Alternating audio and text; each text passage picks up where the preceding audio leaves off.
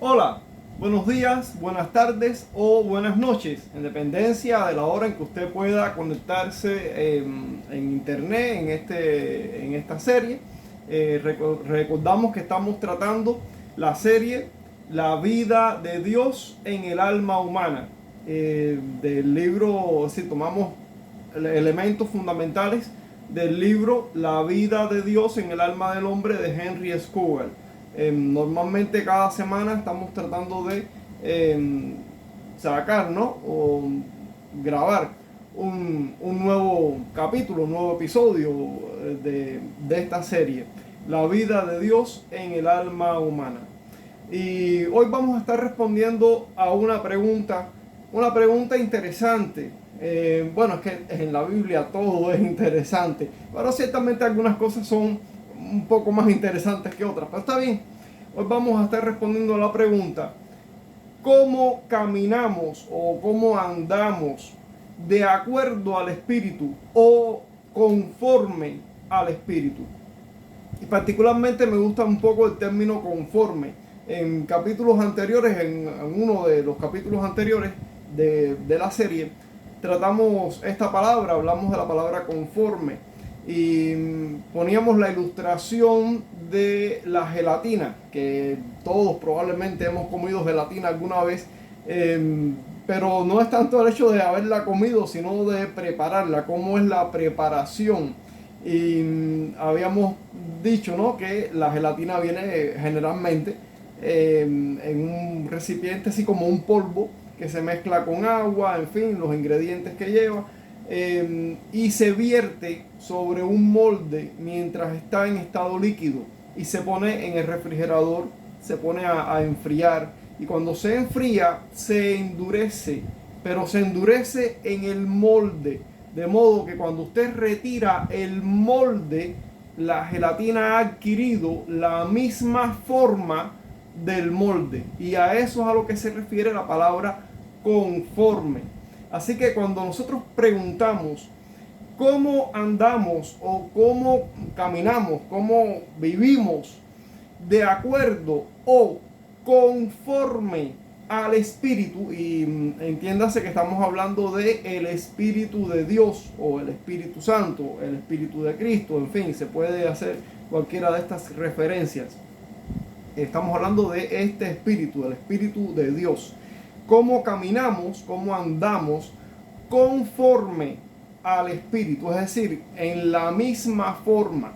Y hay una palabra que pudiera definir esa respuesta de manera, digamos, simple, sencilla, y la palabra es comunión. Comunión. La palabra comunión es una palabra un tanto derivada, ¿no? Y tiene como premisa inicial la palabra común. De hecho, la palabra comunión implica, no digo que signifique literalmente, pero implica la idea de todo en común. Todo en común. No es posible andar conforme al Espíritu si no se anda en comunión con el Espíritu. Y no es posible tener comunión con el Espíritu si todas las cosas que son del Espíritu y que son mías no están en común acuerdo, en total acuerdo, en perfecta armonía, como un engranaje ideal. Si no funciona así, si todas las cosas entre el Espíritu de Dios y yo no están en común, todo en común, pues no hay comunión. Y si no hay comunión, pues entonces yo no estoy andando conforme al Espíritu o de acuerdo con el Espíritu. Así que vamos a ver allí el texto de que nos ocupa en esta ocasión, que está allí en Romanos capítulo 8. Romanos capítulo 8, los versos del 5 al 9. Y leemos allí la palabra de Dios. Dice: porque los que son de la carne piensan en las cosas de la carne, pero los que son del Espíritu en las cosas del Espíritu. Porque el ocuparse de la carne es muerte, pero el ocuparse del espíritu es vida y paz. Por cuanto los designios de la carne son enemistad contra Dios, porque no se sujetan a la ley de Dios, ni tampoco pueden, ni se sujetan, es decir, ni tienen el deseo de hacerlo, ni siquiera tienen la capacidad o la competencia para hacerlo. No se sujetan a la ley de Dios, ni tampoco pueden. Y los que viven según la carne, o de acuerdo con la carne, o conforme con la carne o a la carne, no pueden agradar a Dios. Mas vosotros no vivís según la carne, sino según el Espíritu, si es que el Espíritu de Dios mora en vosotros. Y si alguno no tiene el Espíritu de Cristo, el tal no es de él. Es decir, esa persona no le pertenece a Cristo si no tiene al Espíritu de Cristo. La vida cristiana, en esencia, es un vivir sobrenatural. Y por sobrenatural quiero decir que hay poderes que obran en el vivir del cristiano y que están por encima de lo natural, es decir, de nuestra propia naturaleza, por encima de lo natural. Y por supuesto que no nos estamos refiriendo a esas formas burdas de poderes espirituales manifestados en la hechicería, la brujería, la adivinación, como todas esas formas que son diabólicas, engañosas, que solo alejan a los hombres del evangelio redentor de Cristo. Cuando hablamos de sobrenatural no nos estamos refiriendo a esas maneras. Más bien me estoy refiriendo a la poderosa presencia y a la poderosa obra del Espíritu de Dios o del Espíritu Santo en nuestras vidas. Esta obra del Espíritu no es vaga y general, es clara, es precisa y es específica. Y se halla enraizada en la concreta e histórica vida, muerte, resurrección y ascensión de Jesús, quien fue levantado de los muertos y habiendo ascendido a los cielos, ahora aplica el Espíritu a todos los creyentes en Cristo. Y esto es lo que nos define como cristianos. Como cristianos. Perdón, a ver, me comí la S. Esto es lo que nos define como cristianos. Vamos a empezar justo ahí donde, donde tocamos con esa definición. Esto es lo que nos hace cristianos. ¿Qué es lo que te hace cristiano? ¿Qué es lo que hace que una persona sea cristiana y que otra persona no lo sea? Bueno, en este versículo 9 hallamos una de las expresiones, de las afirmaciones, yo diría incluso las definiciones más claras o precisas del Nuevo Testamento de lo que es un cristiano. Dice ahí el verso 9: pero ustedes no viven según las intenciones de la carne, sino según el Espíritu, si es que el Espíritu de Dios habita en ustedes. Y si alguno no tiene al Espíritu de Cristo, el tal no es de él. No pertenecemos a Cristo si no tenemos el Espíritu de Cristo. Eso es lo que dice ese pasaje, si lo resumimos de manera muy específica, ¿no? Si no tienes el Espíritu de Cristo, sencillamente no le perteneces a Cristo. Si no tienes el Espíritu de Cristo y no le perteneces a Cristo, entonces no eres de Cristo y por lo tanto no eres cristiano. Eso es lo que está diciendo ese texto. Pero ustedes no viven según las intenciones de la carne, ya no vives conforme, ya no vives de acuerdo a las intenciones o a los pensamientos. Y esa es una palabra interesante, las intenciones, los pensamientos de la carne, es decir, de la naturaleza pecaminosa. Cuando la Biblia menciona la carne en ese tipo de contexto, se refiere a nuestra naturaleza gobernada, sujeta al pecado, la naturaleza pecaminosa o caída del ser humano. Ya no viven conforme o de acuerdo a los pensamientos, a los deseos, a las intenciones, al gobierno de esa naturaleza corrompida y caída, sino que ahora viven conforme a los pensamientos e intenciones del Espíritu, si es que el Espíritu habita en ustedes.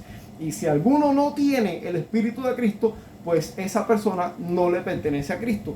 Y si no le pertenece a Cristo, pues no es cristiana o cristiano. Entienda, la persona es cristiana, es de acuerdo a su género, hombre o mujer. No vamos a entrar aquí ahora en un debate de esta cuestión de los géneros que está bastante difundido actualmente, pero vamos a dejar claro que solamente hay dos, ¿verdad? Hombre y mujer, cristiano o cristiana. Cuando hablamos de persona en sentido genérico, pues decimos cristiana para referirnos a esta persona, la persona cristiana. Si no tienes el Espíritu de Cristo, no eres cristiano. La persona que no tiene el Espíritu de Cristo no es cristiana. Entonces, bueno, aclarado ese detalle, que creo que para nuestros tiempos es un poco pertinente, pero bueno, vamos a continuar con lo que nos ocupa en este capítulo. ¿Cómo andamos, cómo caminamos conforme o de acuerdo con el Espíritu? Aquí tenemos una de las más claras afirmaciones o definiciones del Nuevo Testamento de lo que es un cristiano. No pertenecemos a Cristo si no tenemos el Espíritu de Dios habitando en nosotros. O dicho de otro modo, si tienes este Espíritu, o si el Espíritu Santo o Espíritu de Cristo habita en ti, entonces perteneces a Cristo y estás en el reino o en el dominio o en la esfera de gobierno de Dios. Es decir, como decía el versículo 5, ya no viven conforme a las intenciones de la carne, ya no viven conforme según, de acuerdo a los deseos e intenciones de esa naturaleza corrompida. Ahora viven conforme, de acuerdo con las intenciones, con los pensamientos, con los deseos, bajo, es decir, sometidos bajo el gobierno, al reino de Dios por el Espíritu. Eso es lo que está diciendo ese texto. Si eso no se cumple en una persona, pues esa persona no le pertenece a Cristo y por lo tanto no es cristiana. No estás gobernado por la carne. Esto es lo que quiero decir cuando declaro que ser cristiano y vivir la vida cristiana son cosas sobrenaturales. Es algo sobrenatural porque lo natural es que tu vida esté gobernada y sometida a los deseos pecaminosos de tu naturaleza pecaminosa. Que tú quieras complacer a tu naturaleza pecaminosa, eso es natural en ti. Pero que tú quieras complacer al Espíritu de Dios, eso no es natural en ti. Por lo tanto, la vida cristiana es una vida sobrenatural. Y es a eso a lo que nos estamos refiriendo con sobrenatural. El Espíritu de Dios y de Cristo vive en nosotros y trae consigo cambios que nosotros jamás podríamos lograr sin Él. De modo que Jesucristo es glorificado en nuestras vidas. Eso es sobrenatural. Para responder nuestra pregunta de hoy, ¿cómo podemos andar o caminar según, de acuerdo, conforme al Espíritu? ¿Cómo podemos caminar conforme al Espíritu? Esa es nuestra pregunta de hoy. Vamos a ver el tren de pensamiento en el argumento de Pablo. Decimos el tren de pensamiento. Si ustedes han visto un tren, que estoy convencido que lo han visto una locomotora, un segundo vagón conectado a esa locomotora, otro tercer vagón conectado a ese vagón y otro vagón conectado a ese vagón, y así locomotora, vagón, vagón, vagón, y todos los vagones conectados unos con otros y todos a la locomotora. Es decir, hay una conexión de uno con otro. Así vamos a ver ese tren de pensamiento. Hay una serie de pensamientos que todos están conectados como una cadena, uno con otro, con otro, con otro, con otro. Así vamos a ir viendo ese tren de pensamiento para entender lo que Pablo quiso decir cuando nos habló acerca de andar conforme al Espíritu. Y en primer lugar, en el versículo 4, el punto es que el requisito de la ley se cumpla en nosotros, que no andamos conforme a la carne, sino conforme al Espíritu. ¿Verdad? En el versículo 4. El requisito de la ley, que se cumpla en nosotros el requisito de la ley. Y en Romanos 13:8, ahí vemos, por amor al tiempo, no vamos a leer todos los versículos, pero vamos a expresarnos, a decir las citas para que usted, pues, por supuesto, lo busque y lo vea. Pero en Romanos capítulo 13, verso 8, vemos que el amor es el cumplimiento de la ley. Así que el que vive en el amor a Dios y en el amor al prójimo, pues está cumpliendo la ley, que es el requisito. Es decir, el amor es el requisito de la ley. Y se cumple en nosotros, que andamos conforme al Espíritu y no conforme a la carne. Ese es el primer punto, que el requisito de la ley se tiene que cumplir en nosotros. En segundo lugar, al final del verso 4 dice que el camino a cumplir esta ley en nosotros es que andemos no de acuerdo a la carne, sino de acuerdo al Espíritu. Como dice, estamos citando de memoria, que no andan conforme a la carne, sino conforme al Espíritu. En tercer lugar, en el versículo 5 se explica que este caminar, este andar en el Espíritu y no de acuerdo a la carne, es debido a cierta mentalidad, a cierta forma de pensar, a cierta mentalidad que es espiritual. Es la mentalidad en pro, es decir, la mentalidad a favor de la verdad y del aprecio, del valor por las cosas que pertenecen al Espíritu. De modo que nuestro andar del verso 4, como dice ahí, no andan conforme a la carne, sino conforme al Espíritu, se debe al orden o a la disposición de la mente, como se nos presenta en el versículo 5, hacia las cosas del Espíritu. Porque los que siguen los pasos de la carne fijan su atención, es decir, piensan en lo que es de la carne. Pero los que son del Espíritu fijan su atención o piensan en lo que es del Espíritu.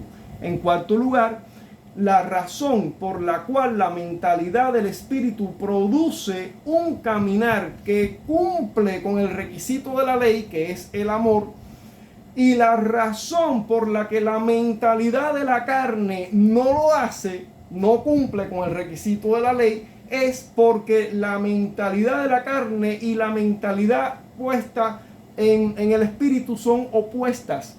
La mentalidad de la carne piensa en las cosas de la carne, pero la mentalidad del Espíritu piensa en las cosas del Espíritu. Pero hay una causa fundamental, y es que el Espíritu de Dios está vivo, a diferencia de la letra de la ley. La letra de la ley no es una entidad viva, sino que, es decir, me refiero a la letra de la ley escrita en las tablas de piedra, tal y como Dios se la entregó a Moisés. No es una entidad viva. La letra de la ley hace demandas sobre nuestras vidas, pero el Espíritu de Dios es el que produce la capacidad para cumplir con tales demandas. Y ahí está la diferencia radical, la diferencia abismal. Vamos a leerlo nuevamente. La razón por la cual la mentalidad del Espíritu produce un caminar que cumple el requisito de la ley, y la razón por la que la mentalidad de la carne no lo hace, es que la mentalidad de la carne es muerte y la mentalidad puesta en el Espíritu es vida. Y es vida porque el Espíritu de Dios es vivo y produce, porque tiene el poder para producir esa nueva disposición o esa nueva mentalidad, esa nueva manera de pensar que es en pro o en favor de las cosas del Espíritu y en contra de las cosas de la carne. Por eso es que es posible. La ley recuerden el versículo 2 de Romanos 8, la ley del Espíritu de vida, la ley del Espíritu de vida, el Espíritu de vida porque es un Espíritu vivo, me ha librado de la ley del pecado y de la muerte. Es decir, las cosas de la carne, la mentalidad en las cosas de la carne solo produce muerte. Pero la mentalidad en las cosas del Espíritu produce vida, porque el Espíritu mismo es vivo y es el que produce en nosotros, como dijera Pablo allá en los Filipenses, el querer como el hacer, por su buena voluntad. Es decir, que no es una cosa nuestra, por eso es que decimos que es sobrenatural. No es no es algo de nuestros propios logros, no es algo de nuestra propia disposición, no es algo de nuestra propia voluntad. Sencillamente es la obra del Espíritu en nosotros, es el cambio que se produce en la regeneración. Bueno, creo que tenemos mucho material para muchos más videos. Vamos a continuar aquí. El Espíritu es efectivo para moldear nuestra mente y nuestro andar porque es vivo, porque Él está vivo. No es como la letra de la ley escrita en las tablas de piedra que solo hace demandas, pero no ofrece el poder para cumplir con tales demandas. La letra de la ley te demanda justicia, pero no te ofrece el poder y la competencia para obedecer sus demandas. Por lo tanto, no te ofrece la posibilidad de cumplir con sus propias demandas. En cambio, el Espíritu de Dios, que es vivo, produce en ti el querer como el hacer por la buena voluntad de Dios. Y entonces produce en ti esa nueva mentalidad con una disposición hacia el valor de la verdad de Dios y de las cosas del Espíritu, el aprecio por estas cosas del Espíritu y el desprecio por las cosas de la carne.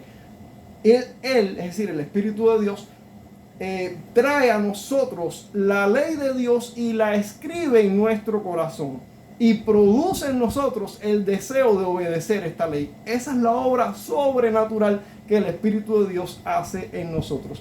En quinto lugar, los versos 7 y 8, los versículos 7 y 8 de Romanos 8 muestran por qué necesitamos tan desesperadamente la mentalidad y la vida del Espíritu. Porque hay muerte sin Él. Porque sin el Espíritu de Dios todo lo que nos queda es nuestra naturaleza pecaminosa y la paga del pecado es muerte. Y es todo lo que nos queda. Hay muerte sin Él. Por eso es que necesitamos de la obra, de la presencia poderosa y de la obra poderosa del Espíritu de Dios en nuestras vidas para poder vivir conforme al Espíritu. No es por nosotros mismos. No es por nuestra propia capacidad, no es por nuestras propias fuerzas. Definitivamente nosotros jamás podríamos hacerlo. Por eso es sobrenatural. Entonces, porque hay muerte sin Él. Sin el Espíritu estamos muertos en nuestros delitos y pecados. Así lo vemos en Efesios capítulo 2, verso 1. Estando muertos en vuestros delitos y pecados, Él os dio vida. Es decir, Dios nos dio vida, nos impartió vida cuando nosotros estábamos muertos en nuestros delitos y pecados. Sin el Espíritu de Dios estaríamos muertos en nuestros delitos y pecados. No podemos someternos a la ley de Dios y seríamos incluso hostiles a Él.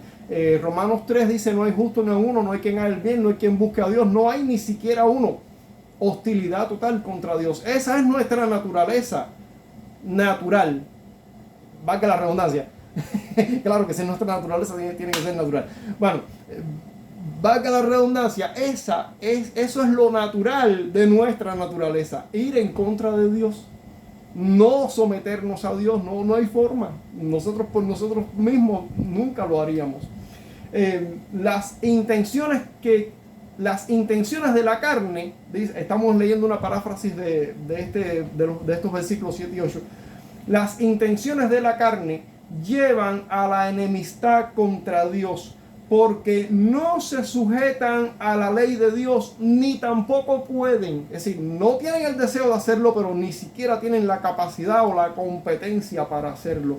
Además, los que viven conforme a la carne no pueden agradar a Dios.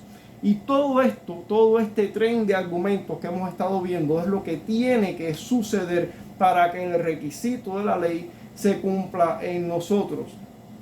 Vean cómo el pasaje que estamos viendo, los versículos 7 y 8, los versículos 7 y 8, y ya también al final de ahí en el versículo 9, cómo terminan llevándonos a nuestra atadura en nuestro estado natural, a nuestra atadura a la hostilidad y a la insubordinación contra Dios.